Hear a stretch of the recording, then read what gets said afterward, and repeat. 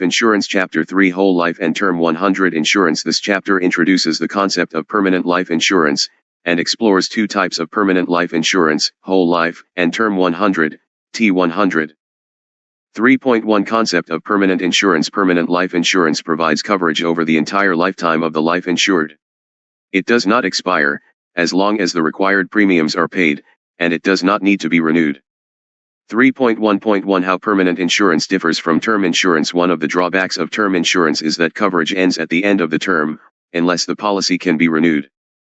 Most insurance companies will not provide term insurance coverage past a specific age, often around age 75 or 80. This means that they will stop issuing new policies at about age 65 or age 70, depending on the policy's term. So, term insurance cannot provide adequate protection against the risk of death for people who might live beyond this age. Permanent life insurance can provide the extended protection needed for risks that do not have an expiry date. The premiums for term insurance coverage typically increase with the age of the life insured. At advanced ages, term insurance can become prohibitively expensive. Premiums for permanent insurance typically remain level over the lifetime of the life insured. Premiums in the early years of a permanent insurance policy tend to be higher than premiums for a comparable amount of term life insurance. The excess amount paid for a permanent policy is used to build up a reserve that helps fund the higher cost of insurance later in life. 3.1.2 Types of permanent insurance. There are three main types or categories of permanent life insurance. They are whole life, term 100, T100, universal life, UL. They are introduced briefly below. Whole life and term 100, T100, are discussed in detail in this chapter, while universal life is covered in the following chapter. 3.1.2.1 Whole life insurance provides coverage for the entire lifetime of the life insured, with a premium that typically remains level over the duration of the contract. A whole life policy builds up a cash surrender value, CSV, over time, and if the policy holder surrenders the policy prior to the death of the life insured, he may be entitled to receive payment of that CSV, less any surrender charges, if applicable. 3.1.2.2 Term 100, T100, Term 100, T100, life insurance also provides coverage for the entire lifetime of the life insured, but the policy matures at age 100, such that premiums are no longer payable. T100 policies typically do not have a CSV. Term to 100 is also a name widely used in the industry for this product. 3.1.2.3 Universal Life, UL, Universal Life, UL, insurance provides coverage for the entire lifetime of the life insured, but it also includes a savings component that is created through the deposit of excess premiums. Within certain limits, the policy holder can use a UL policy to accumulate savings that are completely sheltered from tax if they form part of the death benefit, or tax deferred if they are withdrawn prior to death. UL insurance policies are noted for the flexibility they provide the policy holder. 3.2 Overview of whole life insurance. Whole life insurance is a form of permanent life insurance that typically guarantees the premiums, the death benefit, and minimum cash surrender values, CSV, for the policy. It is sometimes referred to as straight life or ordinary life insurance. 3.2.1 Coverage Term. Whole life insurance provides coverage over the entire or whole life of the life insured. Unlike term life insurance, a whole life policy does not expire, does not require renewal, and cannot be cancelled by the life insurance company, other than for non-payment of premiums. 3.2.2 Policy reserve. Premiums for a whole life policy typically remain level over time. In the early years, these premiums exceed the amount needed to cover the actual risk of death. This overpayment creates a policy reserve, which the insurance company invests to achieve even more growth. In the later years of the policy, the premiums paid fall short of the amount needed to cover the mortality costs and expenses of the policy. The policy reserve is used to offset or subsidize this deficit. 3.2.3 How premiums are set. Premiums for whole life insurance policies are based on long-term assumptions about mortality costs, expenses, and investment returns. The insurance company must project these factors over the duration of the contract, which could mean 50 or 60 years, or even more into the future. Because of this long time horizon, the insurance company uses very conservative assumptions. 3.2.3.1 Mortality costs. Mortality costs approximate the insurance company's cost of paying out policy death benefits. In the case of a term life insurance policy, the annual mortality cost of the policy is estimated by multiplying the policy's face amount by the life insured's probability of death during that year. With term insurance, there is a chance that the insurance company will not have to pay out the death benefit, because the policy term could expire before the life insured dies. In the case of a whole life insurance policy, the annual mortality cost is still estimated by multiplying the policy's face amount by the life insured's probability of death during the year. However, with a whole life policy, the insurance company knows that it will eventually have to pay out the death benefit, unless the policyholder decides to surrender the policy prior to death. When calculating the premiums for a whole life policy, the insurance company spreads the cumulative annual mortality costs over the anticipated duration of the life insurance contract. 3.2.3.2 Expenses. As with a term insurance policy, the premiums for a whole life policy have to cover the insurance company's expenses, including cost of selling the policy, example marketing, salaries or commissions to agents, underwriting the policy, example processing applications, paying for medical exams, issuing and administering the policy, paying income taxes, investigating claims, paying death benefits, and the profits sought by shareholders. With a whole life policy, the insurance company must make assumptions about these expenses well into the future. 3.2.3.3 Investment returns. The insurance company invests the policy reserve to achieve additional growth. When determining the appropriate premiums for a whole life insurance contract, the life insurance company must make assumptions about the returns it will make on those investments over the duration of the life insurance contract. Stock market history has repeatedly demonstrated that actual investment returns can vary greatly from projections. 3.2.3.4 Impact of modal factor. Life insurance premiums are normally quoted on an annual basis, and premiums are payable in advance. For example, if a new policy is issued on March 1st, the annual premium paid on March 1st would provide coverage over the following 12 months. Remember that one of the pricing factors that affect insurance premiums is the rate of return the insurance company expects to get on invested premiums. When premiums are paid annually in advance, the insurance company gets the benefit of investing those funds for up to a year. However, the policyholder can usually choose to pay those premiums semi-annually, quarterly or monthly.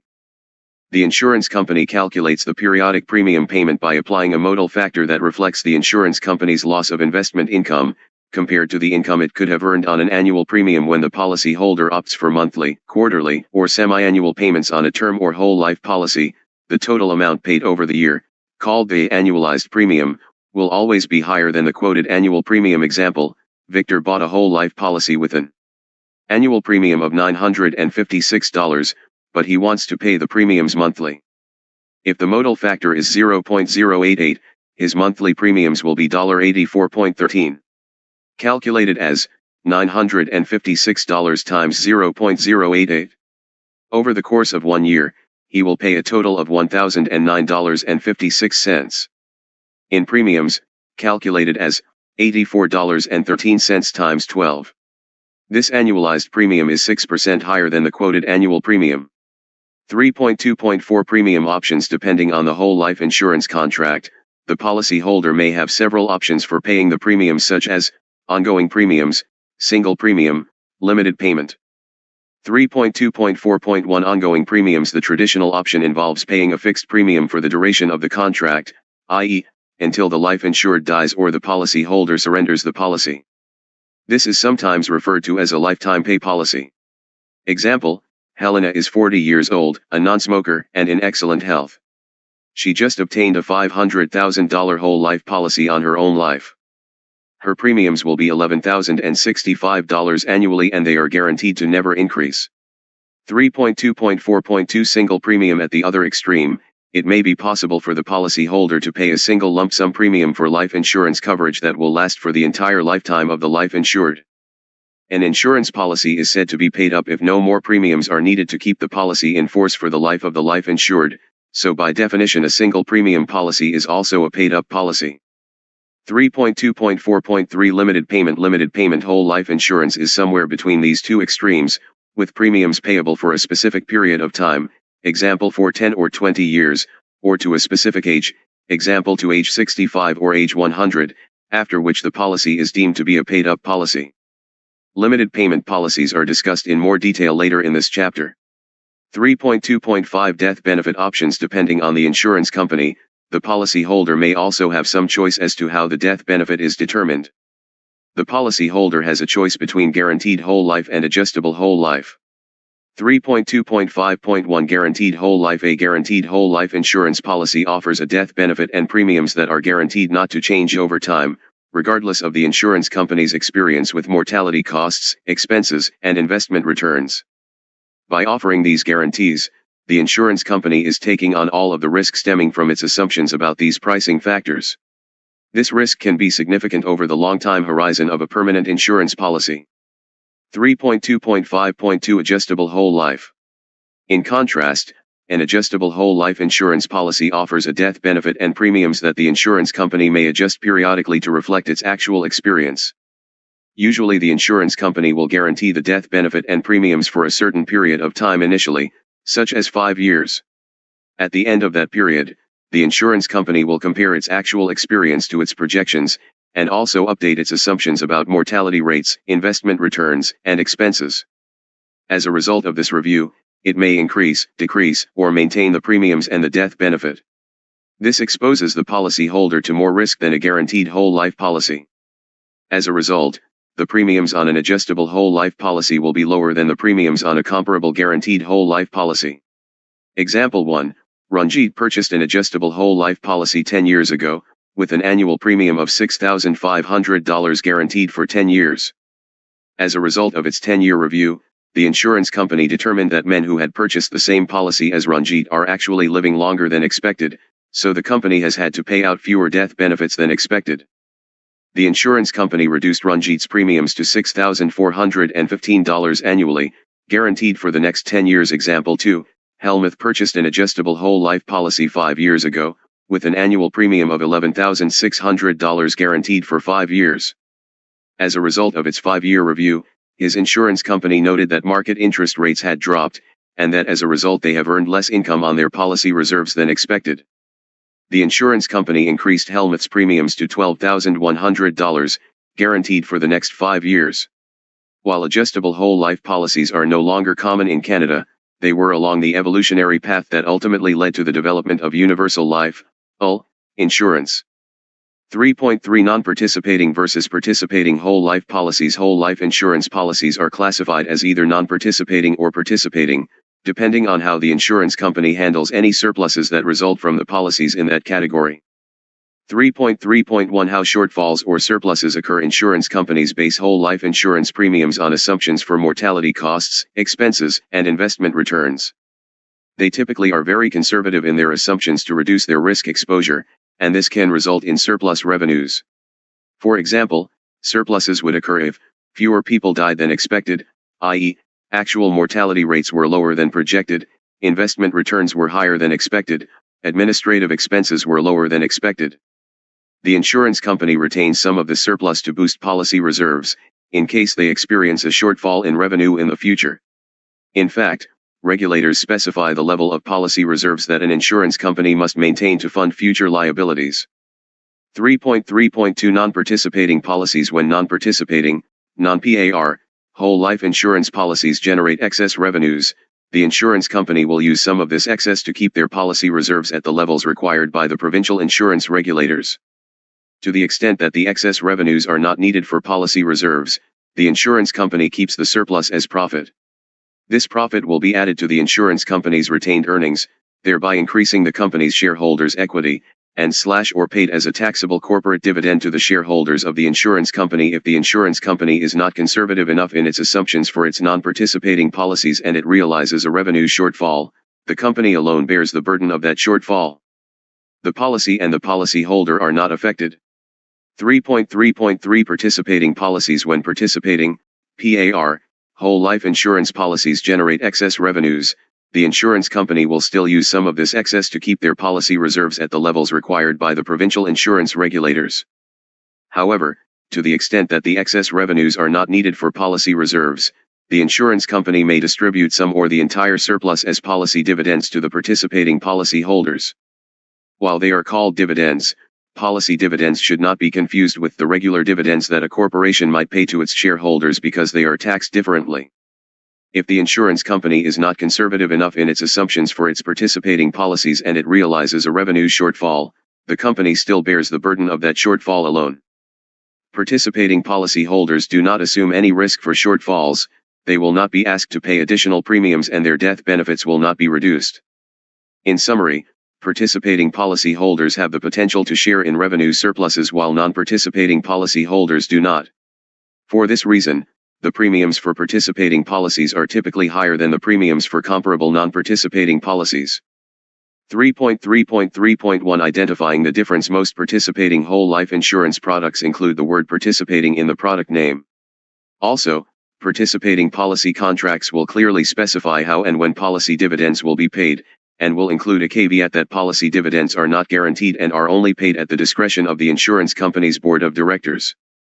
3.4 Dividend payment options for participating policies. Depending on the insurance company and the specific insurance product, the policyholder may have the choice of several dividend payment options. The policyholder usually makes this choice when he first purchases the insurance, but in most cases, he can switch to another option at a later date. The most common dividend options are listed and described below: cash, premium reduction, accumulation, paid-up additions, PUA, term insurance, impact on death benefits and cash values. 3.4.1 Cash. Under the cash option, the insurance company will pay policy dividends to the policyholder in cash, by either check or direct deposit. Cash dividends are normally paid annually. The policyholder can then spend or invest this money in any manner he chooses. 3.4.2 Premium reduction. If the policyholder chooses the premium reduction option, the insurance company will apply the policy dividend to reduce the premiums payable for the coming year. The policyholder will receive a premium notice for the balance of the premiums due. In the early years of a policy, the policy dividend is usually less than the premium. However, if the policy has been in force for quite some time, the policy dividend may entirely offset the annual premium. If the policy dividend exceeds the premium, the excess can be paid out or allocated according to one of the other dividend options chosen by the policyholder. The premium reduction option is sometimes referred to as a premium offset option. Premium offset policies used to be a popular marketing concept, as discussed later in this chapter. 3.4.3 Accumulation. If the policyholder chooses the accumulation option, the insurance company will deposit the policy dividends into a separate accumulation account, also known as a side account, which is invested to provide additional growth.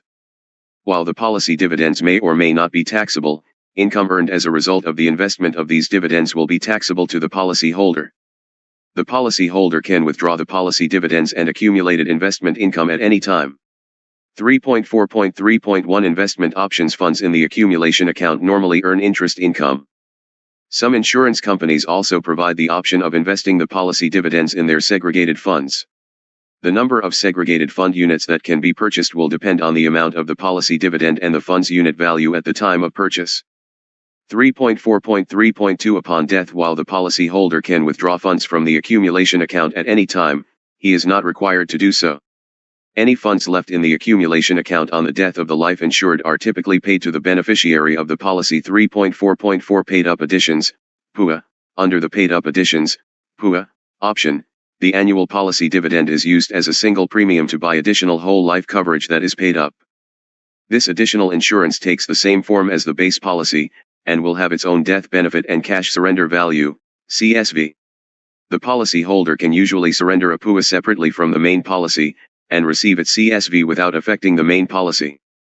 New medical evidence of insurability is not required to take advantage of the PUA option, because the insurance company takes the potential increase in coverage via PUAs into account when underwriting the base policy. PUAs provide a great way to increase the amount of coverage on the life insured, even if his health has deteriorated to the point where he would not normally qualify for new coverage. For this reason, PUAs are the most popular dividend payment option, with over 90% of whole life policies sold using the PUA option. The amount of the PUA depends on the size of the dividend. While the PUA does not require any evidence of insurability, the amount of coverage acquired will depend on the size of the dividend and the attained age of the life insured at the time of purchase. 3.4.5 Term insurance. Under the term insurance option, the annual policy dividend is used as a single premium to buy one-year term insurance. As with the PUA option, medical evidence of insurability is not required. The amount of term insurance acquired depends on the size of the dividend and the attained age of the life insured. 3.4.6 Impact on death benefits and cash values. Depending on which payment option the policyholder chooses, participating policy dividends may affect the death benefit and the CSV of the policy, including any additions. For example, the paid-up additions, PUA, option may increase both the CSV and the death benefit. The accumulation option may increase the death benefit, assuming the policyholder does not withdraw all of the funds in the accumulation account. The term insurance option may temporarily increase the death benefit, for the duration of the one-year term only. 3.4.6.1 Dividend illustrations. To help policyholders understand how their participating policy works, agents often provide a dividend illustration, which is a graph or chart that shows what might happen to the policy's CSV and death benefit over time when determining dividends. An insurance company will first group policies together based on certain factors, such as the type of policy and when it was issued. The insurance company will then determine a dividend scale for that block of policies, which specifies how the insurance company's surplus will be distributed. The dividend scale is based on a series of complex calculations that factor in the insurance company's experience with mortality, expenses, and investment returns for that particular block of policies.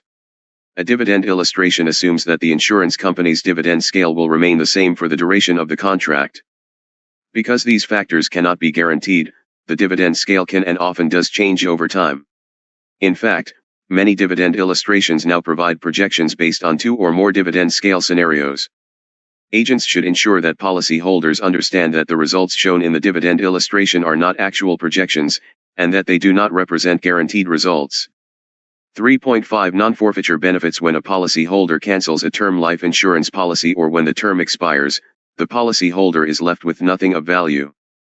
Whole life insurance policies typically offer non-forfeiture benefits, which are benefits that the policyholder does not forfeit, even if he stops paying the premiums. Non-forfeiture benefits are made possible because of the buildup of the CSV in the policy. As a result, the non-forfeiture benefits usually increase in value the longer the policy is in force. During the first few years of the policy, non-forfeiture benefits will be negligible because the policy has not yet had a chance to build up a CSV. As the CSV is depleted, example via withdrawals or automatic premium loans, APL, the non-forfeiture benefits will also be reduced.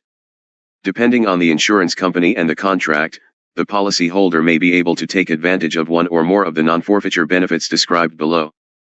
3.5.1 Cash surrender value, CSV.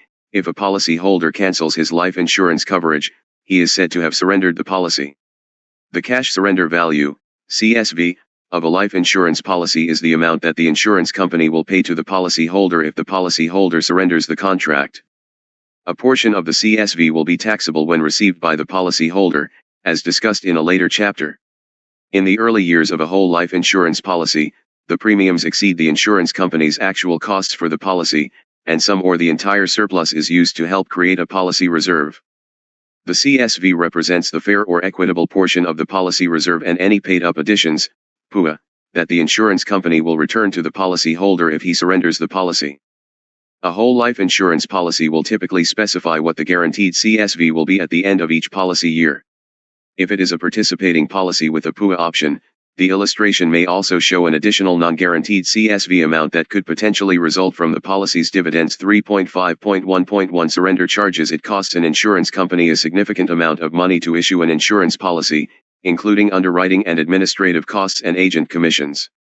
As a result, they usually levy surrender charges against a policy's cash value to discourage a policyholder from surrendering or cashing in his policy before they can recoup their expenses. The surrender charges usually decrease over time and are eventually eliminated entirely. For whole life insurance policies, the surrender charges are usually not specifically spelled out in the insurance contract. Instead, the illustration of the policy's guaranteed CSVs will show $0 for the first 3 to 10 years, depending on the policy, before beginning to increase gradually. 3.5.1.2 Policy loans. When a policyholder owns a life insurance policy, he can usually obtain a policy loan from the insurance company of up to 90% of the policy's CSV. While policy loans do not have a specific payback schedule, the policyholder will be charged interest at current rates. If the policyholder surrenders the policy, the amount he would have otherwise received as the CSV will be reduced by the outstanding balance of the loan, plus accrued interest. Similarly, if the life insured dies while a policy loan is outstanding, the death benefit will be reduced by the loan balance plus interest. Example, Yolanda owned a $500,000 whole life policy on her own life with a CSV of $120,000. She took an $80,000 policy loan to use as the down payment for a cottage, and the loan's interest rate is 5%, compounded annually. 2 years later, she decided to surrender the policy. At that time, the CSV had increased to $136,000 and she still had not made any payments on the loan. Yolanda will receive $47,800 upon surrendering her policy, which is calculated as the CSV of $136,000, minus the $80,000 outstanding loan and minus accrued interest of $8,200. If she had died instead of surrendering the policy, her beneficiary would have received $411,800, which is calculated as the death benefit of $500,000, minus the $80,000 loan and the $8,200 in accrued interest. 3.5.2 Automatic Premium Loans, APL. Most whole life insurance policies offer an automatic premium loan, APL, option once the policy has developed enough of a cash surrender value, CSV. Under this option, if the policyholder fails to make a scheduled premium payment, the insurance company will automatically make a loan against the CSV for the amount of the missed premium. The APL option prevents the policy from lapsing if the policyholder forgets to make a premium payment, or if he needs to take a break from paying premiums for personal financial reasons. The APL provision can be used for more than one missed premium. In fact, if the policyholder misses multiple premium payments, the APL provision will be applied repeatedly, until the total of the policy loans plus interest equals the maximum set by the policy, usually between 90 and 100% of the CSV. Once this limit is reached and after a 30-day grace period, the policy will be terminated and the residual CSV, if any, will be paid to the policyholder. Example: Ella owns a $500,000 whole life insurance policy with a CSV of $226,000 and annual premiums of $11,500. She has been forced into early retirement, resulting in a substantial drop in income. She would like to keep the policy in force to meet her estate planning needs, but she cannot afford the premiums. Until her Canada Pension Plan, CPP, and Old Age Security, OAS, benefits commence in about 5 years. Ella can skip premiums for the next 5 years by using the APL provision because she has enough CSV to support this option. While this will reduce the death benefit by the amount of the unpaid premiums plus interest, it will allow her to keep the policy. She will also always have the option of repaying the loan and interest if/when she can afford to, which would restore the death benefit. 3.5.3 Reduced Paid-Up Insurance. The reduced paid-up insurance option allows the policyholder to stop paying premiums entirely, while still keeping some life insurance coverage in place for life. Basically, the policyholder uses the CSV as a single premium to buy a reduced amount of paid-up life insurance coverage. The amount of paid-up coverage will depend on the size of the CSV and the attained age of the life insured. No medical evidence of insurability is required, because the amount of paid-up coverage will be less than the coverage provided by the original whole life policy. Example: if Ella feels that she will never again be able to afford the $11,500 in annual premiums on her $500,000 whole life policy, she may be able to use the CSV of $226,000, assuming she never exercised the APL option, as a single premium to purchase a paid-up permanent insurance policy. The exact amount of the death benefit will depend on her age, but it will be less than the $500,000 provided by her original policy. 3.5.4 Extended Term Insurance. The extended term insurance option allows the policyholder to stop paying premiums entirely, while keeping the same level of coverage in place in the form of a term insurance policy instead of a permanent policy. The duration of the term will depend on the CSV of the whole life policy, and the attained age of the life insured.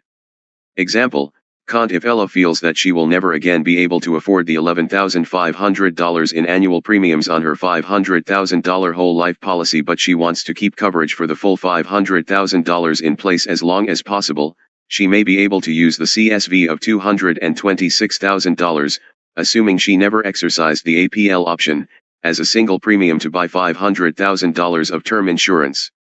The exact term of that policy will depend on her age. 3.6 Limited Payment Whole Life. Limited Payment Life is a whole life insurance policy that provides lifelong insurance coverage, while only requiring premiums for a specified guaranteed period of time. Example: Hamish bought a 25-pay life policy on his own life when he was 45 years old. He only has to pay premiums for 25 years, at which point he will be 70 years old. However, the coverage will continue past age 70, right up until his death. Some limited payment life policies specify an age, instead of the number of years. For example, a limited payment life policy might only require premiums until age 65, while providing lifelong coverage. Once premiums are no longer required, the policy is said to endow. The premiums for a limited payment life policy will be higher than for a whole life policy where premiums are payable for life. This makes up for the fact that the coverage continues after payments cease. The insurance company determines the limited payment premiums by first estimating the total premiums it would have collected if the policy holder paid premiums for his entire life, based on his assumed life expectancy.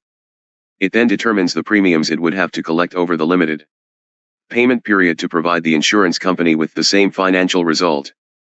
Although the premiums for a limited payment life policy are higher than premiums for a lifetime payment policy, there are several benefits for the policy holder. He knows exactly when the premiums will end. Often the pay period is chosen to coincide with retirement, particularly if the policy holder expects to have a lower level of disposable income in retirement. It eliminates his longevity risk, which is the risk of living longer than anticipated or longer than average. For a regular whole life policy, premiums are payable for life, even if that extends to age 100 or even longer.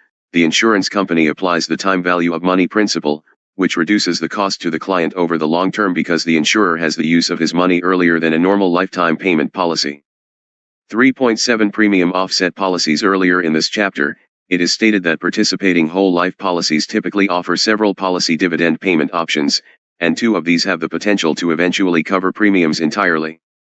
They are described below. Under the premium reduction option, policy dividends are applied against the premium owing. After the policy has been in force for some time, this can significantly reduce or even completely cover the premiums required.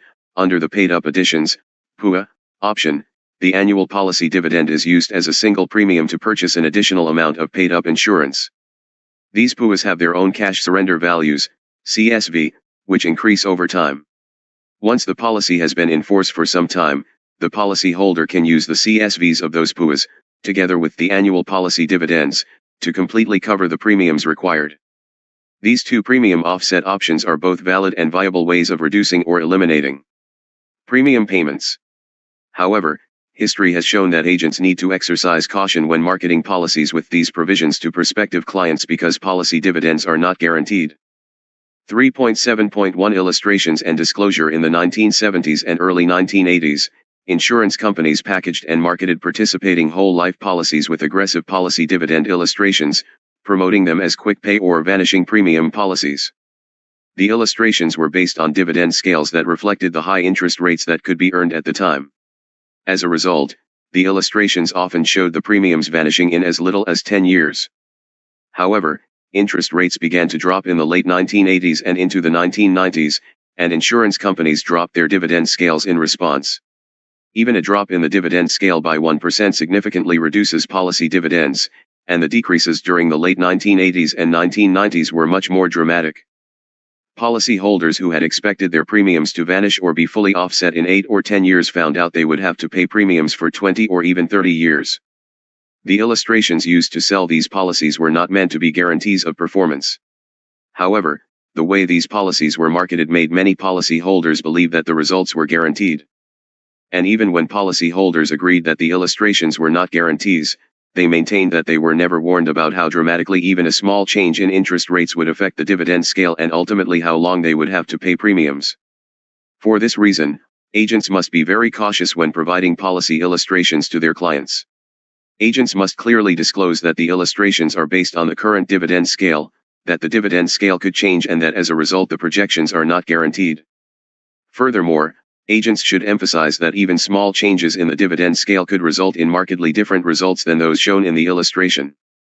Some insurance companies go as far as providing multiple illustrations, a primary illustration that is based on the current dividend scale, and a second reduced illustration that is based on a slightly lower dividend scale. 3.8 Advantages and disadvantages of whole life insurance. Advantages: premiums are guaranteed for life, coverage continues for life, regardless of the age or health of the life insured.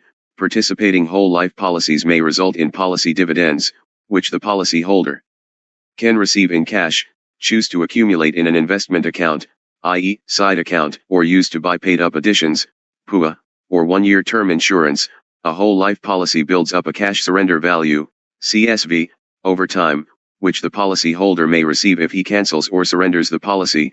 In the later years, whole life policy premiums will likely be less than the premiums for the same amount of term insurance on a person of the same age. A whole life policy may offer non-forfeiture benefits in addition to the CSV, including automatic premium loans, APL, reduced paid-up additions, and extended term insurance. Policyholder may be able to obtain a policy loan against the CSV of the policy.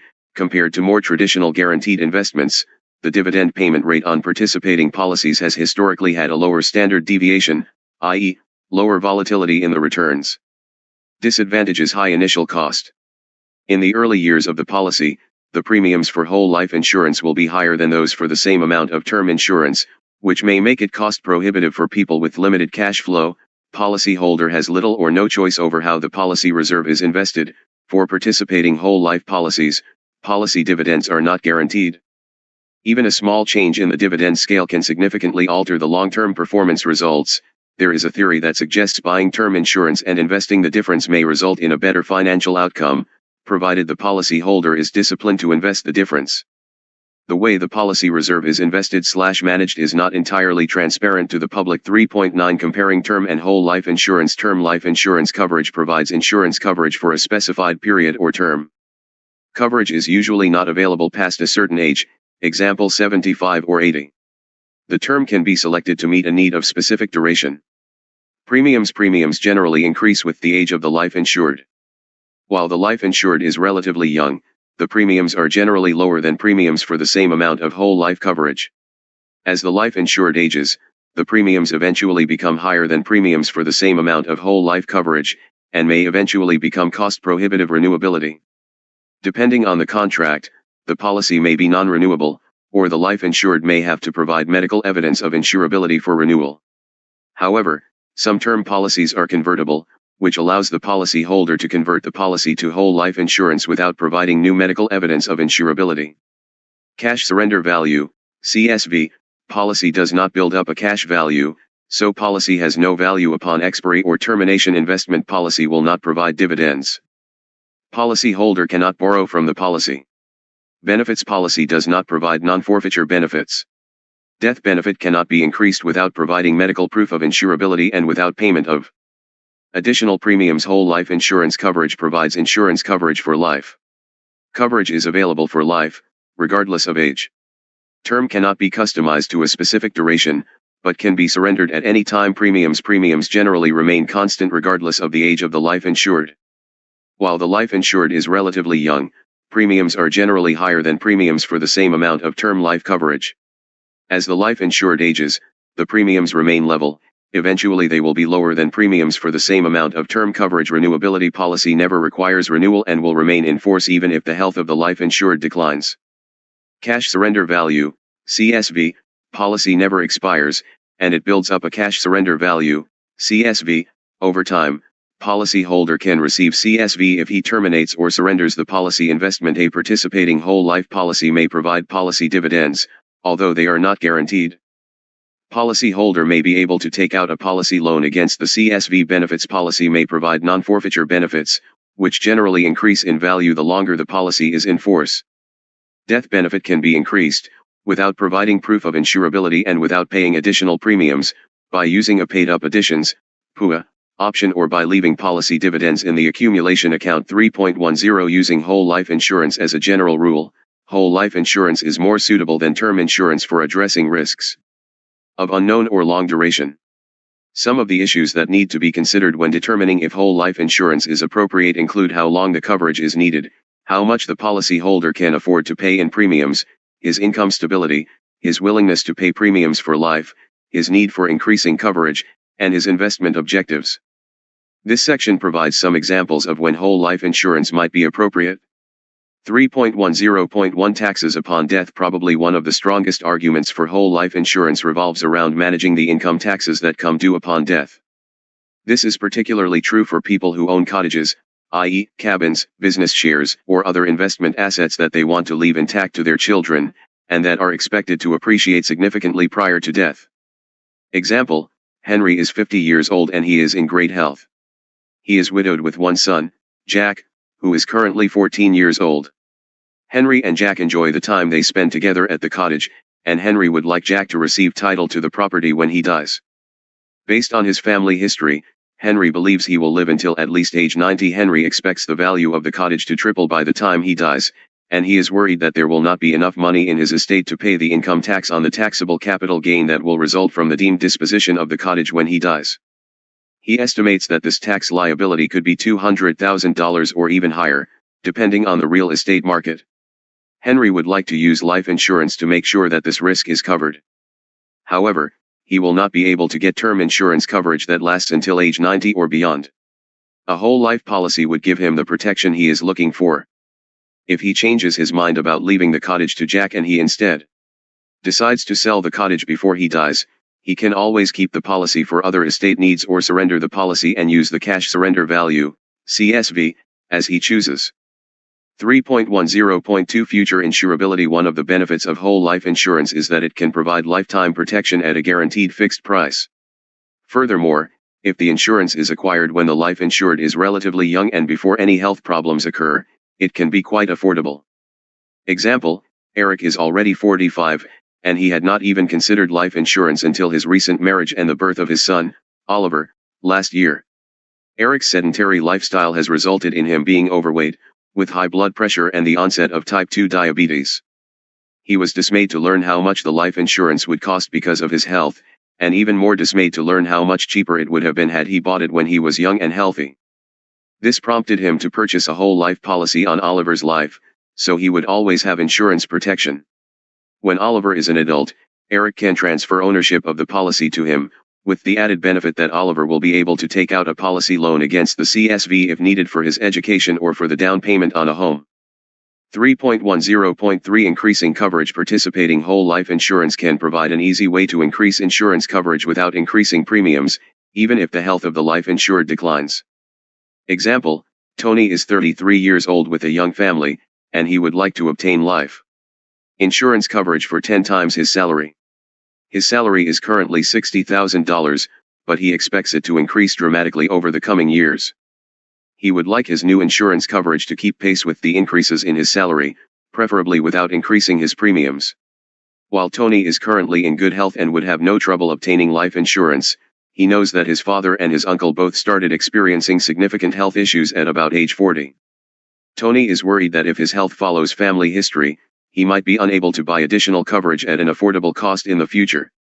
A $600,000 participating whole life policy with a paid-up additions, PUA, option would be a good choice for Tony. The PUAs will increase his coverage without increasing his premiums, and without requiring proof of insurability. If it turns out that the PUAs add more coverage than Tony needs, he can always use the additional coverage to address other estate needs or surrender part of the policy and use the resulting cash surrender value, CSV, for other purposes. 3.11 Term 100, T100, Life Insurance. Term 100, T100, Life Insurance, also called Term to 100 in the industry, combines elements of term insurance and permanent insurance. 3.11.1 Duration of coverage. T100 provides coverage for life. Some T100 policies mature at age 100, meaning the death benefit is paid when the life insured reaches age 100 or dies, whichever comes first. Other T100 policies only pay the death benefit when the life insured dies, but premiums cease at age 100, so the policy essentially becomes a paid-up policy. 3.11.2 Premiums. Premiums for a T100 policy cease when the life insured reaches age 100, even if the death benefit has not yet been paid out. Because T100 policies generally do not accumulate a CSV and do not provide non-forfeiture benefits, the premiums are typically lower than those for the same amount of regular whole life insurance. However, because T100 provides protection for life, premiums are higher than those for the same amount of term insurance coverage that stops at age 75 or 80. Because T100 policies generally do not accumulate a CSV, the policyholder cannot rely on automatic premium loans, APL, to cover any missed premium payments. This means that if the policyholder accidentally misses a payment and does not rectify this within the allowable grace period of 30 days, the policy will lapse. Essentially, the policy will be worthless, even if the policyholder has been faithfully paying premiums for decades up until that point. Some T100 contracts allow policyholders to reactivate lapsed policies, provided they do so within a specified time frame, usually 2 years, and they also pay the missed premiums. 3.11.2.1 Level Cost of Insurance, LCOI. Most T100 policies guarantee that the premiums will remain level for the duration of the contract, i.e., until age 100, and they do not provide for the accumulation of any cash surrender value or other non-forfeiture benefits. The level premium schedule for this type of T100 policy is referred to as Level Cost of Insurance, LCOI. Although T100 premiums remain constant for life once a policy is implemented, it is important to note that those premiums will depend on the attained age of the life insured at the time the policy is issued. The younger the life insured is at the time of issue, the lower the premiums for life. 3.11.2.2 Limited Payment T100 policies can also be issued on a limited pay basis, meaning that coverage is provided for life, but premiums are only payable for a limited number of years, example 10 or 20 years, or until a predetermined age, example age 65. At the end of the payment period, the policy becomes a paid-up policy. Limited payment T100 policies are not widely available in Canada today, but they have been issued in the past and these policies do still exist. Limited payment T100 insurance commands a higher premium than the same amount of straight T100 coverage, because the premiums are being paid over a shorter period of time. These premiums are held in reserve to help offset the higher costs of insurance as the life insured ages. As with the whole life policies discussed earlier in this chapter, this policy reserve generally results in a cash surrender value, CSV, that the policyholder can access if he surrenders the policy after it has been in force for a certain amount of time. Limited payment T100 policies may also offer the option for automatic premium loans, APL, which could help prevent the policy from lapsing if the policyholder misses any premium payments. 3.11.3 Death Benefit The death benefit of a T100 policy is fixed for the duration of the contract. 3.11.4 Upon age 100 What happens when the life insured reaches age 100 depends on the insurance company and the details of the contract. Some policies specify that the death benefit will be paid to the beneficiary when the life insured turns 100. Other policies specify that the payment of premium ceases at age 100, but coverage continues until death. 3.11.5 Availability from insurers Basic T100 policies, those without a CSV and with premiums payable until age 100, are readily available from major insurance companies and other financial institutions. Limited payment T100 policies are no longer common in Canada, but they are available in the US market. 3.11.6 Using Term 100 insurance may be appropriate when the following conditions apply. Black small square The policyholder requires a fixed amount of insurance to cover a need that is not expected to increase prior to death, regardless of when that death might occur. Black small square The policyholder is certain that he will never want to surrender the policy. Black small square The policyholder has no need of the investment opportunities provided by Universal Life, UL, insurance. Example, Trevor recently lost his wife after a long battle against cancer. He was overwhelmed by the support that the local hospice center provided to his wife, himself and their children during the last 2 months before she died. Trevor is absolutely determined to donate $500,000 to the hospice center upon his own death. Trevor decided to buy a $500,000 T100 policy now, while the premiums are still affordable, because this will ensure that he will be able to make that gift even if he lives to be 110 and depletes all of his own resources. He has no intention of ever canceling the policy, so he does not need a policy that builds up a cash surrender value, CSV, Chapter 4, Universal Life Insurance Competency Component Analyze the available products that meet the client's needs. Competency Subcomponent Analyze the types of contracts that meet the client's needs. Universal Life Insurance. This chapter explores the third type of permanent insurance, Universal Life, UL, insurance, which evolved after numerous modifications to whole life insurance. Whole life insurance generally offers a fixed death benefit and guaranteed minimum cash surrender values, CSV, in exchange for fixed premiums. While adjustable whole life insurance has a death benefit and premiums that may increase or decrease periodically, these changes are initiated by the insurance company, after they compare their actual experience with mortality rates, investment returns, and expenses against their previous projections. The policyholder had no control over these changes. The disappearance of mixed policies and the evolution of adjustable whole life policies ultimately resulted in the creation of Universal Life, UL, insurance policies. UL insurance combines permanent insurance with tax-advantaged investing, within limits. UL insurance is considered to be the most flexible type of life insurance, because the policyholder can modify the policy in various ways in the future, as discussed in this chapter. It should be noted that a major reform came into effect on January 1, 2017. It introduced significant changes in the calculation of parameters used for determining the tax advantages of these policies. However, policies issued prior to January 1, 2017 maintain the rights that had been acquired, vested or grandfathered rights, prior to the reform. Caution is therefore recommended because a number of changes made to these policies could cause some of the vested rights to be lost under the new rules. 4.1 Transparency through unbundling with term insurance and guaranteed whole life insurance. The three pricing factors, mortality costs, investment returns, and expenses, are said to be bundled together, and they are fixed for the life of the contract. The policyholder typically does not know what portion of his premium goes towards mortality costs or expenses. With all policies, the three pricing factors are unbundled and they are not necessarily fixed. Diagram 4.1 shows how money flows through UL policy. UL policies disclose how the mortality costs are applied, how the expense charges are calculated, and any guaranteed investment returns that apply to the policy. This gives the policyholder a better understanding of how the cost of insurance and the expenses vary over time, and how they can impact the cash value of the policy. The cash value, CV, of UL policy is the value of the investment account, S, within the policy. It may or may not be equal to the cash surrender value, CSV, of the policy, depending on whether or not surrender charges apply, as discussed later. 4.1.1 Premium tax. Because UL policies are the hybridization of insurance and investment, contract, and sales literature often refer to the amounts that a policyholder pays into the policy as deposits, not premiums. However, for consistency, the term premiums will be used to refer to them in this chapter. Whenever the policyholder pays a premium into UL policy, the insurance company passes a percentage of that premium onto the provincial or territorial government, in the form of a premium tax. Depending on the jurisdiction, the tax ranges from 2% to 4%, and it is charged on the entire premium, not just the portion that covers the cost of insurance. The remainder of the premium goes into the policy's investment account, S. In contrast, if the policyholder were to invest that same money outside of a policy, for example, by investing in mutual funds or guaranteed investment certificates, the amount invested would not be subject to premium tax.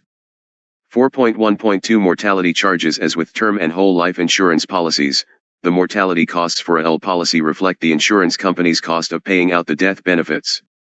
For a UL policy, the insurance company deducts these mortality costs from the policy's investment account.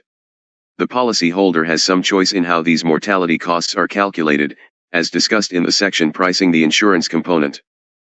4.1.3 Administrative expenses. The insurance company also deducts its expenses from the investment account. These include, for example, the cost of selling, underwriting and issuing policies, income taxes, the cost of investigating and paying claims, and the profits sought by shareholders. Depending on the insurance company, these expenses might be charged as a percentage of the annual premium, or as a flat monthly fee. Because of the complexity and flexibility of UL insurance, the administrative expenses tend to be higher than for other forms of permanent insurance.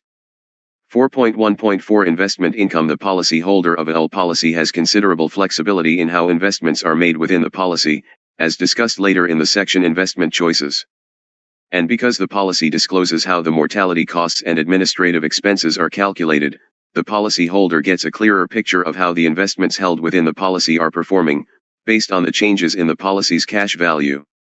Investment income accumulates within the policy tax-free as long as certain limits set by the Income Tax Act are not exceeded, as discussed in the section Exemption Test.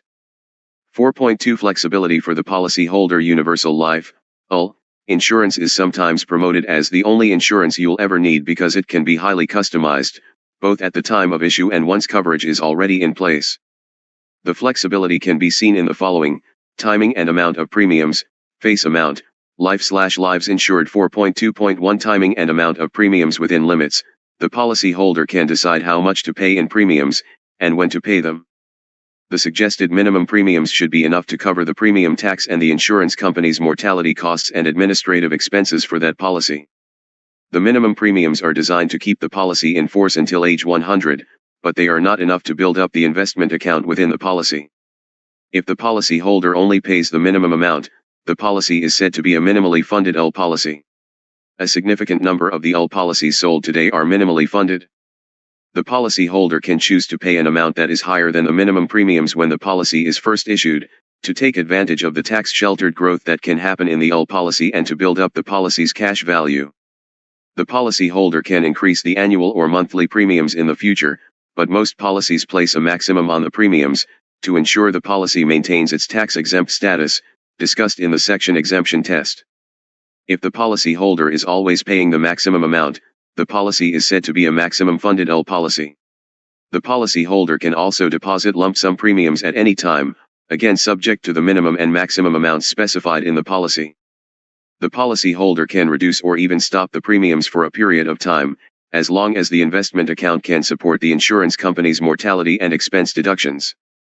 Example, Elaine has a UL policy on her own life. The policy specifies minimum premiums of $325 per month, but she currently deposits premiums of $500 per month, and the policy has a cash value of $2,900. 4.2.1.1 Insufficient account value. A UL policy will remain in force as long as the investment account value is sufficient to support the mortality and expense deductions. There are several key factors that could result in an insufficient account value, which would increase the risk of the policy lapsing. The policy was always minimally funded, the policy holder made withdrawals from the policy holder decreased or stopped premium payments, the investment returns were lower than anticipated, or possibly even negative. Example, Elaine is pregnant and she plans to take a 1-year maternity leave from her job, which will result in decreased income for that period. To ease the pressure on her cash flow, Elaine can reduce her premiums, or even stop paying premiums for a period of time. If she stops the premiums entirely, the policy would likely lapse after about 8 or 9 months, $2,900 divided by $325, because the account value would be exhausted by the mortality and expense deductions.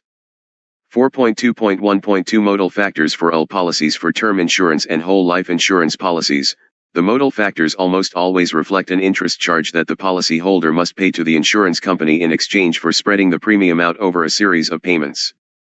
For most UL policies, the modal factor is simply 1 divided by number of payments per year.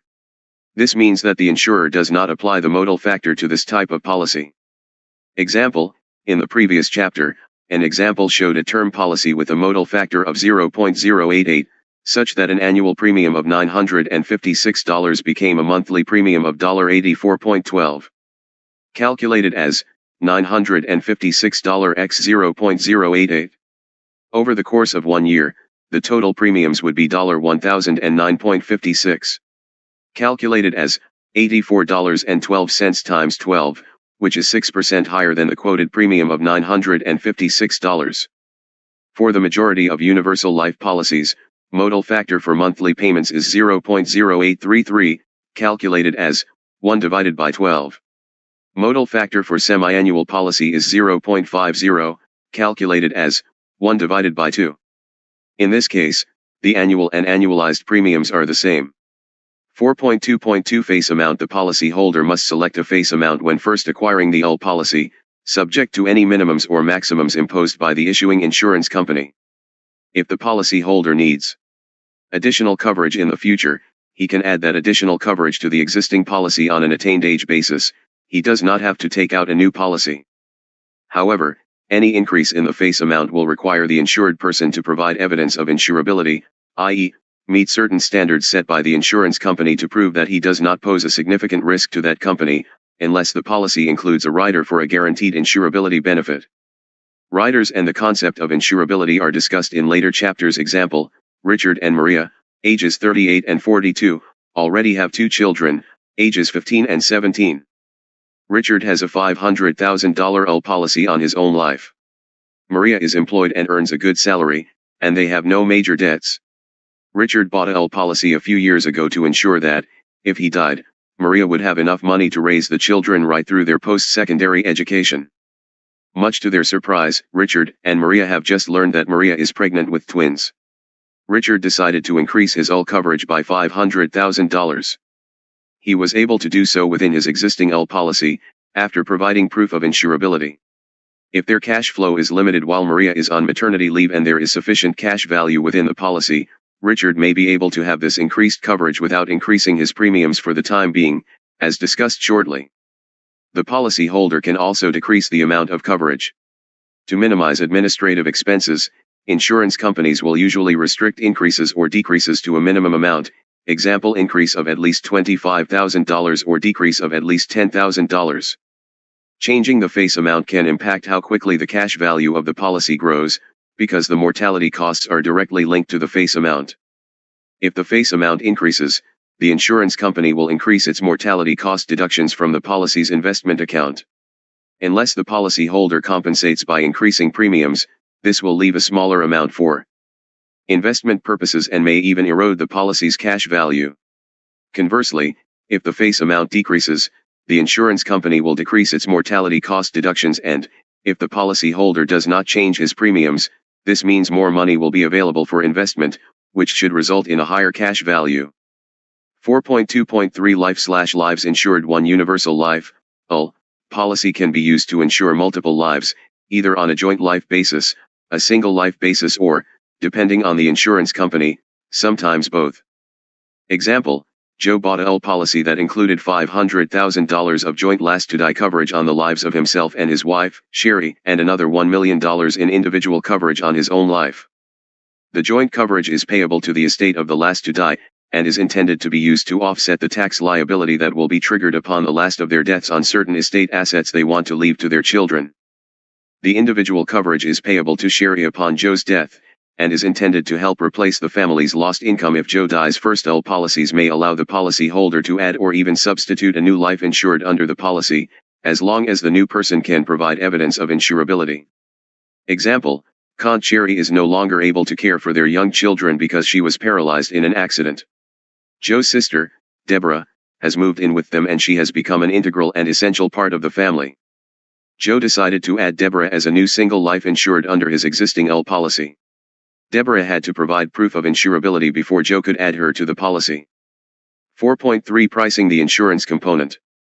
The mortality cost deductions that the insurance company draws from UL policy's investment account are a reflection of the net amount at risk and the mortality costing method used, as discussed below in this order: net amount at risk, NAAR, yearly renewable term, YRT, level cost of insurance, LCOI, choosing between YRT and LCOI costing, guaranteed versus adjustable mortality deductions. 4.3.1 Net amount at risk, NAAR. From the insurance company's point of view, the amount at risk for a term life policy is the death benefit offered by that policy. However, permanent insurance policies, including UL, build up a policy reserve over time, and this decreases the amount at risk for the insurance company. For a UL policy, the mortality deductions are based on the net amount at risk, NAAR, which is calculated as follows: NAAR equals death benefit, the investment account value. Note that the death benefit included in this formula refers to the full amount payable upon death, which could be more than the original face amount of the policy. This is discussed more fully in the section Death Benefit Options. Example, Pratik owns a UL policy with a death benefit of $500,000 and an account value of $128,000. The current NAAR of his policy is $372,000, calculated as $500,000 to $128,000. 4.3.2 Yearly Renewable Term, YRT, mortality costing, or cost of insurance, COI, is usually expressed as a dollar amount per $1,000 of risk, or in the case of a UL policy, per $1,000 of the NAAR. Example, suppose that for the current policy year, Pratik's policy had a COI of $18.57. The insurance company would make a mortality deduction of $6,908 from his account, calculated as $18.57 times $372,000 divided by $1,000. For a UL policy, the policyholder can choose one of two ways of applying the risk of death to the NAAR. The first is based on yearly renewable term insurance costing. Recall that, for term insurance, the mortality cost for a period of time is equal to the death benefit, i.e., the amount at risk, multiplied by the probability of death, or the risk that the life insured will die during that period. Yearly renewable term, YRT, is 1-year term insurance that renews at the end of every policy year. The annual YRT premium for a specific year is based on the life insured's risk of death for that year. So, for all insurance based on YRT, the cost per $1,000 at risk generally increases each year because the risk of death tends to increase with age, with the exception of the first few years of life. 4.3.3 Level Cost of Insurance, LCOI. The second mortality costing option is based on the concept of level cost of insurance, LCOI. Recall that LCOI refers to the premiums required by a basic term to 100, T100, life insurance contract, meaning one without a cash surrender value and without non-forfeiture benefits. T100 premiums are guaranteed to remain level for life because the amount at risk, i.e., the death benefit, remains constant and the risk of death is spread evenly over the duration of the policy. For a L policy based on LCOI, the cost per $1,000 at risk generally remains constant over the duration of the policy. 4.3.4 Choosing between yearly renewable term, YRT, and level cost of insurance, LCOI, costing. Note how the cost of insurance, COI, under YRT costing is lower than the COI for LCOI costing. For the first 25 years or so, the lower deductions under YRT costing during the policy's early years mean that this costing method provides the best potential for growth of the investment account over the short to mid-policy terms. However, the mortality deductions later in life under YRT deductions can become onerous and may quickly erode the policy's cash value, unless they are offset by high investment returns in those later years. Under LCOI costing, the mortality cost deductions will be greater during the early years, meaning less money left to work in the investment account, which in turn can result in lower account values mid-policy. However, mortality cost deductions under LCOI will be much lower than under YRT towards the later years of the policy, which will help preserve the policy's cash value.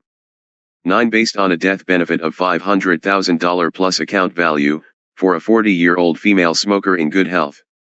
Agents should consider the client's goals when helping them choose between YRT and LCOI costing. If a client is looking for greater short-term policy fund values, he would likely be better off choosing the YRT costing option, at least initially. If a client is looking for longer-term policy values, he would likely be better off choosing the LCOI costing option, because it locks him into a level rate for life.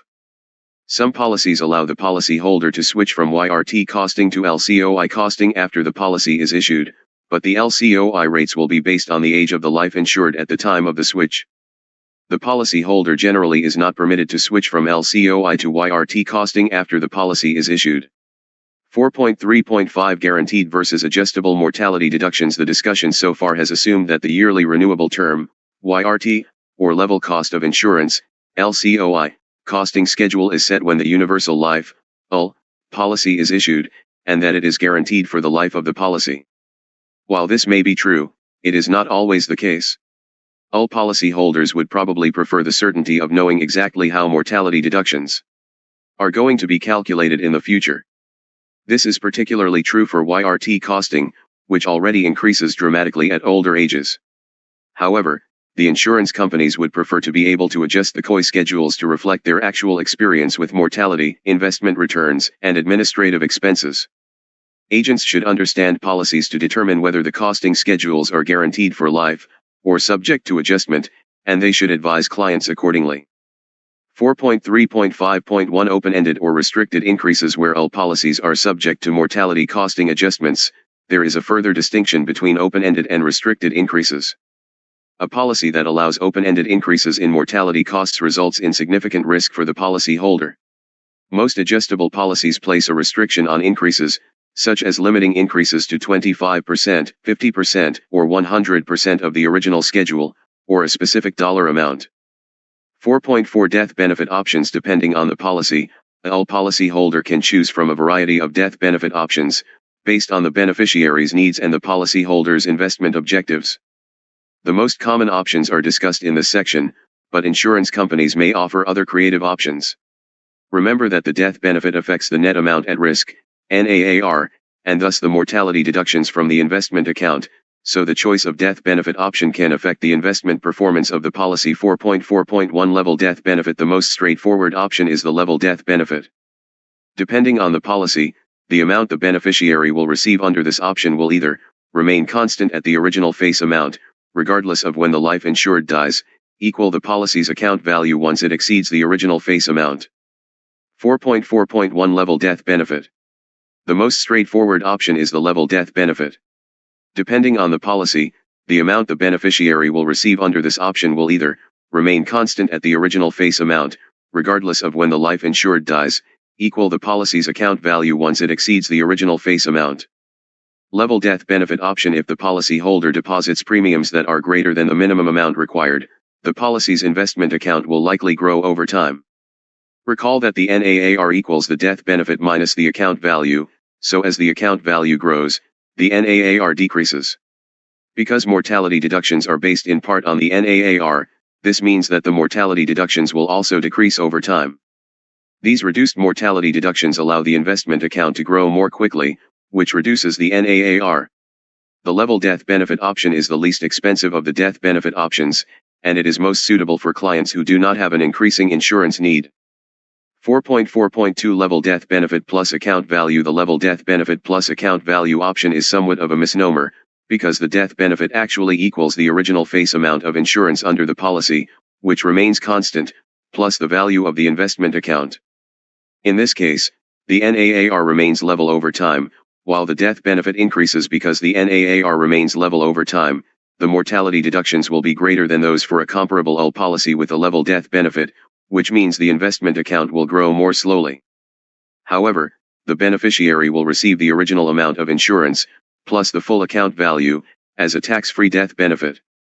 This death benefit option may be suitable for those who deposit large premiums in excess of the amount required to minimally fund a policy. 4.4.3 Level Death Benefit Plus Cumulative Premiums. The level death benefit plus cumulative premiums option tends to be the most expensive option because the beneficiary receives the original face amount plus the gross amount of each premium, i.e., before mortality and expense deductions.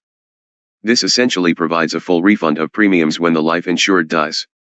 The NAAR equals the original face amount plus the cumulative premiums, minus the account value. This option may be suitable for policy holders who intend to maximize their premiums, because it ensures that those premiums are not forfeited to the insurance company if they happen to die during the early years of the policy. It also reduces the NAAR fairly quickly, which in turn reduces the mortality deductions and allows the investment account to grow more rapidly. However, if the account value exceeds the sum of the original face amount and cumulative premiums, any excess amount would be retained by the insurance company when the life insured dies. 4.4.4 Indexed Death Benefit. The indexed death benefit option provides a death benefit equal to the original face amount, indexed for some measure of inflation. Some policies index the death benefit to the Consumer Price Index, CPI, while others allow the policy holder to choose an indexation rate when acquiring the policy, usually ranging from 1% to 8% annually. The NAAR for a UL policy with an indexed death benefit will not be level, as shown in diagram 4.5 below. Depending on the growth rate of the investment account and the index rate chosen by the policy holder, the NAAR, and thus the mortality deductions, could be increasing over time. An indexed death benefit might be appropriate to cover an end-of-life risk that is expected to increase over time, such as the tax liability on assets that appreciate in value. 4.5 Investment Components. The investment attributes of universal life insurance are one of the key differentiators between UL and other forms of life insurance. It requires ongoing management by the policy holder. They are discussed in the following order: net premiums, tax deferral, investment choices, impact of investment return on policy viability. 4.5.1 Net premiums. Whenever a policy holder deposits a premium to his UL policy, the net premium, i.e., the gross premium less the premium tax and the mortality and expense deductions, is invested within the policy's investment account according to the choices pre-selected by the policy holder. As the mortality deductions decrease, the amount available for investment increases, assuming the gross premiums are constant. 4.5.1.1 Exemption Test. One of the key benefits of a UL policy is that it gives the policy holder a way to invest in a tax-sheltered environment. The insurance company may limit the policy holder's net premiums to ensure that the policy remains tax-exempt. The exemption test will be covered in detail in Chapter 7 under Taxation of Exempt versus Non-Exempt Policies. If the policy holder deposits an amount that exceeds the maximum net premium, the excess is directed to a non-exempt side fund, and any investment income earned within the side fund is taxable annually. 4.5.2 Tax deferral. Investment income earned within the policy's tax-exempt investment account is not taxable at the time it is earned, much like income earned within a registered retirement savings plan, RRSP, is not taxable as long as it remains in the plan. This allows the full amount of earned investment income to be reinvested within the policy. These compounding investment returns can result in significant growth over the life of the policy, and tax on that growth is deferred until the policy is surrendered. Tax on policy surrender is covered in a later chapter. In fact, if the death benefit includes the account value, the growth may never be subject to tax. 4.5.3 Investment choices. All policies typically offer a wide range of fixed income and equity investment choices, giving the policyholder the ability to actively manage the investment mix. This is different from other permanent insurance policies, where the insurance company decides how policy funds are invested. The policyholder is not limited to a single investment choice. He can have his net premiums divided or spread out to a number of different investment choices, although some of them may have minimum investment amounts. The policyholder can adjust the investment mix over time, subject to any restrictions imposed by the insurance company, to address changing investment objectives or risk tolerance. The investment choices may vary by insurance company and policy, but some of the common options are listed below. 4.5.3.1 Daily interest accounts. Daily interest accounts, DIA, usually offer a minimum interest rate based on the yield of a specified benchmark, such a percentage of the yield on a 30-day Government of Canada Treasury bill. The absolute minimum return is set at 0%, so the principal is guaranteed. 4.5.3.2 Guaranteed investment accounts. Guaranteed investment accounts, GIA, offer a fixed interest rate for 1, 3, 5, 10, or even 20-year terms, and they operate similar to guaranteed investment certificates, GIC. As a GIA matures, the proceeds are rolled over into the policy's active investment account, unless the policyholder requests that they roll over to a new GIA of the same term. GIAs typically guarantee a minimum interest rate that is based on a specified benchmark, such as 90% of the yield of Government of Canada bonds with the same term and issue date, less 1.75%. The absolute minimum return is set at 0%, so the principal is guaranteed. A market value adjustment or penalty may apply if the policyholder redeems the GIA prior to its maturity. 4.5.3.3 Index fund investments. If the policyholder chooses an index fund investment option, he does not acquire a legal interest in the index fund, or in the securities that make up that index. Instead, interest is credited to the policy's investment account based on the performance of the chosen index. Because market performance fluctuates, the interest can be positive or negative. Agents should ensure that the policyholder understands that this means that it is possible for the investment account to decline in value. Index options may be diversified by location, asset mix, example equity, bond, balanced, market capitalization, example large cap, small cap, or income objective, example capital growth versus income. Index account options may be subject to management fees, which will reduce investment performance. 4.5.3.4 Mutual fund investments. All policyholders may also choose to receive interest income that is based on the performance of a selection of mutual funds. Because market performance fluctuates, the interest can be positive or negative, meaning that it is possible for the investment account to decline in value. Mutual fund options typically represent a range of management styles and asset mixes, including Canadian, American and global offerings. Mutual fund options may be subject to management fees, which will reduce investment performance. 4.5.4 Impact of investment returns on policy viability. While all policies unbundle premiums, mortality deductions, expenses, and investment returns, this does not mean that these factors operate in isolation. In fact, they are interrelated and must be kept in balance for the long-term viability of the policy. For example, if mortality deductions increase, the investment account will grow more slowly or even decline in value, unless either the policyholder deposits additional premiums, or investment returns increase. Similarly, if investment returns are lower than expected, then the mortality deductions will erode the account value more quickly. If investment returns are negative, which is a possibility if the policyholder chooses to base his interest income on index funds or mutual funds, then there is a very real possibility of the policy lapsing, unless the policyholder deposits additional premiums. 4.5.4.1 Policy illustrations. All policy documentation typically includes a policy illustration, which is a chart or table that shows projected values for the premiums, mortality deductions, investment account value, cash surrender value and death benefit for each year in the future. However, These projections are only intended to demonstrate how the policy works, and are not a prediction of guaranteed or expected performance. All policy outcomes are very sensitive to even small changes in investment performance, particularly over the long life of these policies. To highlight the sensitivity, most policy illustrations now include at least two sets of projections. The first will be at the current or requested rate of return, and second will be based on a slightly lower rate of return. Policy illustrations are usually accompanied by strong disclaimers, and agents must ensure that policyholders understand that the projections are not predictions of future performance. In fact, the policyholder is typically required to sign the illustration, acknowledging that he understands the limitations of the illustration. 4.6 Accumulating fund. The investment account or accumulating fund of a policy plays the same role as the accumulating fund within a whole life policy, in that it can provide the policyholder with a number of non-forfeiture benefits, including those discussed below: surrendering the policy, policy withdrawals, partial surrender, premium offsets, policy loans, collateral for third-party loans, leveraging, distribution upon death. 4.6.1 Surrendering the policy. If a policyholder no longer needs the coverage provided by the policy, he may want to terminate or surrender the policy. Upon surrender, he is entitled to benefit from the funds that have accumulated within the policy's investment account.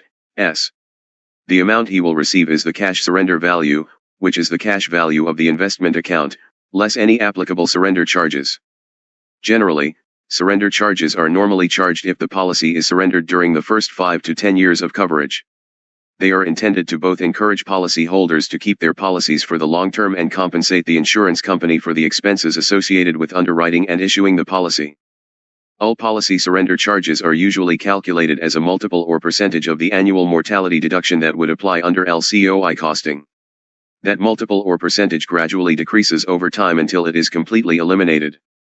However, the surrender charge would never exceed the value of the investment account, so the policyholder will not have to pay a surrender charge if the policy does not have a cash value.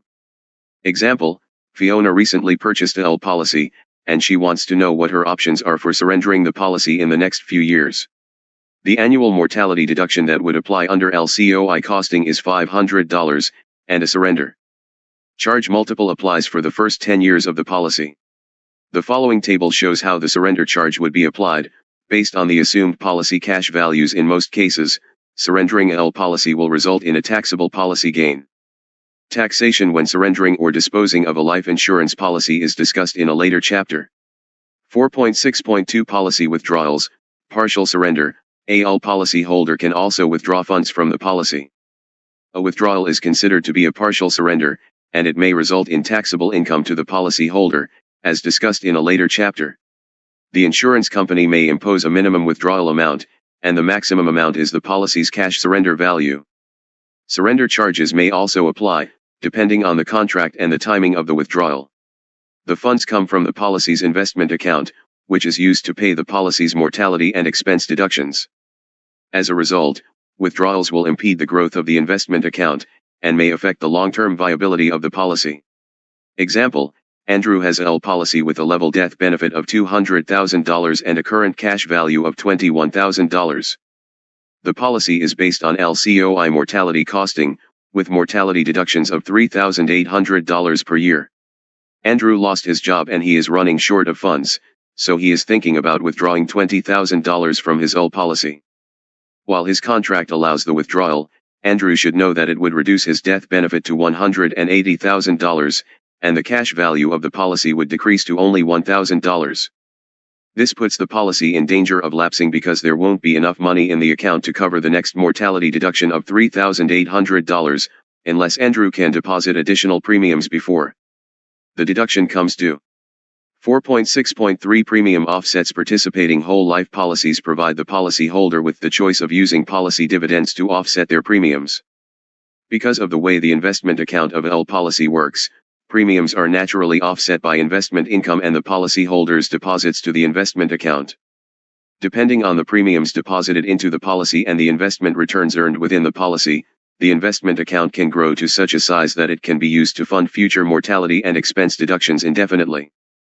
In other words, the policyholder can stop paying the premiums while maintaining his policy in force. Example: Walter bought a $500,000 policy several decades ago, based on LCOI mortality deductions of $10,500 annually. Walter always deposited the maximum premium permitted to the policy, and he has made some rewarding investment choices. As a result, the policy currently has a cash value of $460,000. Because Walter is currently 65 years old, he could stop paying premiums and the policy would likely remain in force for the duration of his lifetime. However, if he wants to do this, he should adjust his investment mix within the policy to those investments that offer a principal guarantee. 4.6.4 Policy loans. As with whole life insurance policies, the UL policyholder can usually obtain a loan from the insurance company against the cash surrender value of the policy. The loan is limited to a percentage, typically between 50% and 90%, of the cash value. The interest rate will be set at the time of the loan.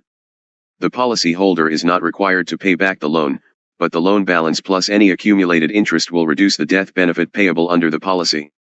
A policy loan is also considered to be a taxable disposition, which may result in taxable income to the policyholder, as discussed in a later chapter. Example: Joshua had a UL policy that named his daughter Rebecca as the beneficiary. The policy had a $250,000 level death benefit and a cash surrender value of $35,600 when he took a policy loan of $30,000 at an interest rate of 4% annually to help pay for her post-secondary education. By taking the policy loan, Joshua also had to report taxable income of $1,800, according to the information provided by his insurance company. 1 year later, Joshua died. Assuming he did not make any principal or interest payments on the policy loan, Rebecca would receive a death benefit of $218,800, calculated as $250,000 to $30,000, $30,000 times 4%. One of the advantages of taking a policy loan instead of simply withdrawing money from the policy is that funds continue to earn tax-sheltered income within the policy's investment account. However, the interest rate charged on a policy loan may be higher than the return on the funds. 4.6.5 Collateral for third-party loans. If the UL policyholder wants access to the capital within his policy but does not want the taxable disposition that would result from either a withdrawal or a policy loan, he may be able to use the cash surrender value of the policy as collateral for a loan from a third party. In this case, the loan arrangement is usually made with a financial institution, which may require additional proof of assets or income before granting the loan. Depending on the arrangement, principal and interest repayments may or may not be required. However, the full cash value stays in the policy, where it continues to grow on a tax-sheltered basis. Example: suppose that instead of taking out a policy loan of $30,000, Joshua had taken a 5-year loan from his local bank at 4% interest, using his UL policy as collateral. At the end of the first year of the loan, Joshua made a repayment of $6,738 to the bank, $5,538 principal, $1,200 interest. When Joshua died 1 year after taking out the loan, the bank received a death benefit of $24,462, calculated as $30,000 to $5,538, and Rebecca received the balance of $225,538, calculated as $250,000 to $24,462. 4.6.6 Leveraging. Leveraging is a variation of a third-party loan. A UL policyholder may be able to obtain a loan, or series of loans, from a bank, where the cash surrender value and death benefit are used as collateral. In this case, the principal and interest generally is not repaid while the life insured is living. The accrued debt, i.e., the principal plus accrued interest, is discharged only upon the death of the life insured.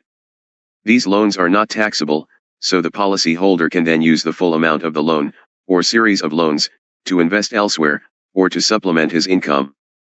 If the proceeds are invested to produce property income, i.e., dividends, interest, or rents, the loan interest being accrued against the policy loan is even tax deductible to the policyholder. Example: Wendy has a UL policy with a $500,000 death benefit and a CSV of $260,000. She retired at 55, earlier than anticipated, and thinks she may need to draw on her UL policy to support her retirement income until her CPP and OAS benefits start. However, if she simply withdraws the money from the policy, it will result in taxable income. Instead, she approached a bank about receiving a loan of $10,000 each year for 10 years, using her UL policy as collateral. She will receive the loan proceeds tax-free, resulting in greater after-tax income than if she had withdrawn $10,000 from the policy each year. This can be a dangerous strategy if investment returns are lower than anticipated. All policyholders who leverage their policies should pay close attention to how quickly loan interest is accruing, relative to the investment growth within the policy and the mortality and expense deductions. If the value of the loan, S, plus accrued interest exceeds the cash surrender value of the policy, the bank may decide to demand repayment of the loan.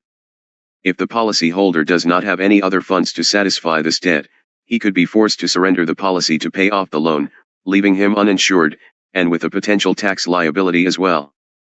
Example, Wendy will need to monitor the investment returns earned within the policy, to ensure that the loans and ongoing mortality and expense deductions do not reduce the policy's cash surrender value to the point where it is less than the outstanding loans plus accrued interest. 4.6.7 Distribution upon death. What happens to the investment account, i.e., accumulating fund, within the UL policy upon death of the life insured depends on the death benefit option provided by that policy. As discussed earlier in the section Death Benefit Options, under the level death benefit option, the insurance company usually only pays out the face amount, although some policies will pay out the value of the investment account that exceeds the policy's face amount. Under the level death benefit plus account value option, the policy will pay out the original face amount, plus the full value of the investment account. Under the level death benefit plus cumulative premiums option, the policy will pay out the original face amount, plus the sum of all of the premiums, regardless of the value of the investment account. Any excess that may remain in the investment account is retained by the insurance company. Under the indexed death benefit option, the policy will pay out the original face amount, indexed according to the rate specified in the policy, regardless of the value of the investment account. Any excess is retained by the insurance company. 4.7 Advantages and disadvantages of universal life, UL. Insurance advantages offers considerable flexibility to the policyholder. Policyholder can increase, decrease, or even suspend premiums, as long as the policy's account value can support the mortality and expense deductions. Policyholder has a choice of investment products, offers the opportunity for tax-sheltered investing, within limits. Disadvantages: product is complex and may be difficult for the policyholder to understand. Policyholder needs to actively monitor the performance of the investment account, and make adjustments to policy investments as needs change. Entire premium is subject to premium tax. Policy performance is sensitive to changes in investment performance. 4.8 Comparing universal life, UL, and whole life. Whole life insurance versus universal life, UL. Insurance. Universal life insurance mortality deductions and expenses. Mortality deductions and expenses are deducted from investment account. Mortality deductions may be based on YRT or LCOI costing premiums. A missed premium does not trigger a premium loan. Mortality deductions and expenses continue to be drawn from the investment account. Policy may lapse once the account value becomes insufficient to cover these deductions, subject to grace period. Dividends does not provide policy dividends. Death benefit. Policyholder has options with respect to the death benefit. Example: death benefit plus account value, death benefit plus cumulative premiums. Modal factors. Modal factors generally are not used. Investment. Policyholder can choose how the investment account is invested. Whole life insurance. Mortality deductions and expenses. Mortality deductions and expenses are taken from policy reserves. Premiums. Premiums are typically level for the life of the policy, unless it is an adjustable policy. A missed premium will trigger an automatic premium loan. Additional automatic premium loans will be made until the CSV becomes zero, when the policy will lapse, subject to grace period. Dividends. Policy may pay dividends. Death benefit. Death benefit is generally not affected by the value of the investment account. Modal factors. Modal factors apply if premiums are paid other than annually. Investment. Insurance company chooses how the policy reserves are invested. 4.9 Using universal life, UL, insurance. Universal life insurance is most appropriate for an investment-savvy policyholder who has long-term insurance needs and who is also looking for tax-advantaged investment opportunities. This section provides a few examples of when UL insurance might be appropriate. 4.9.1 Maxed out registered retirement savings plan, RRSP, and tax-free savings account, TFSA. Universal life insurance policies may be attractive to people who have already maxed out their RRSPs and TFSAs, especially if they have a high marginal tax rate.